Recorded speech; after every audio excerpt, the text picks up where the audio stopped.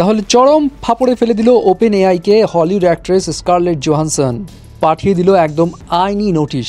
কি কারণে সেটাও বলছি। অপরদিকে মুক্তির আগেই উলভারিন ভার্সেস ডেডপুল, এটা তো পুরা কাঁপিয়ে দিচ্ছে বক্স অফিস। প্রথম দিনেই টিকিট সেলে আয়ের রেকর্ড করে ফেলেছে। এখন আর দেরি না করে গসিপে যাই। প্রথমে আসি স্কারলেট জোহানসনের কাছে।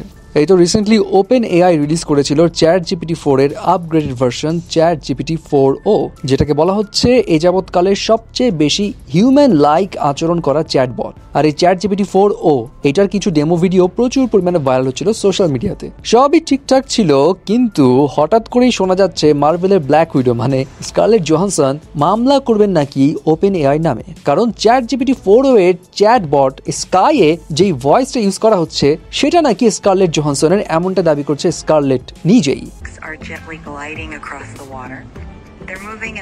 চ্যাট জিপিটি 4 তো ভয়েস শুনলেন। এখানে একটা ইন্টারেস্টিং ফ্যাক্ট বলি, স্কারলেট জোহানসন কিন্তু ঠিক 11 বছর আগে বিখ্যাত মুভি হার এই মুভিতে এআই চ্যাট বটের ভূমিকা অভিনয় করেছিল। Good morning, Theodore. You have a meeting in 5 minutes. কি একটু মিল আছে না?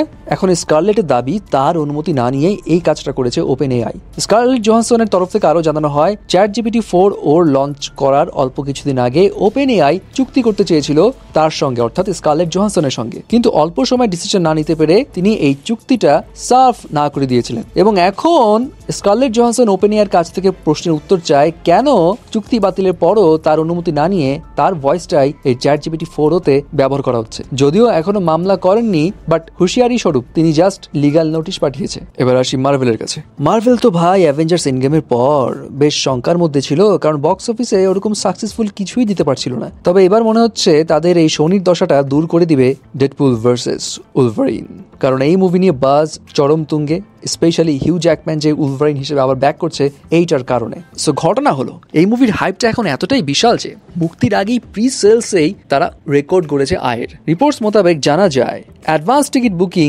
20 মেতেই শুরু হয়ে গেছিল এবং প্রথম দিন আমেরিকার একটা থিয়েটার চেইন রেকর্ড ব্রেকিং অ্যামাউন্টের টিকিট সেল করে, এবং সেটা হচ্ছে 2 লাখ টিকিট সেল করে জাস্ট ডে 1 এর জন্য, যেটার ওভারঅল টোটাল আয় দাঁড়ায় প্রি সেলস টিকিটে $8 থেকে $9 মিলিয়ন, মানে 90 থেকে 100 কোটি টাকা। অ্যান্ড ট্রেড অ্যানালিস্টরা দাবি করছে এই মুভিটা ওপেনিং ডেতে ডেফিনেটলি $100 মিলিয়ন ইনকাম করবেই। আর এই যে একদিনে 2 লাখ টিকিট সোল্ডের যে রেকর্ডটা, সেটা কিন্তু আর রেটেড মুভির জন্য আসলেই হাইয়েস্ট টিকিট সেল।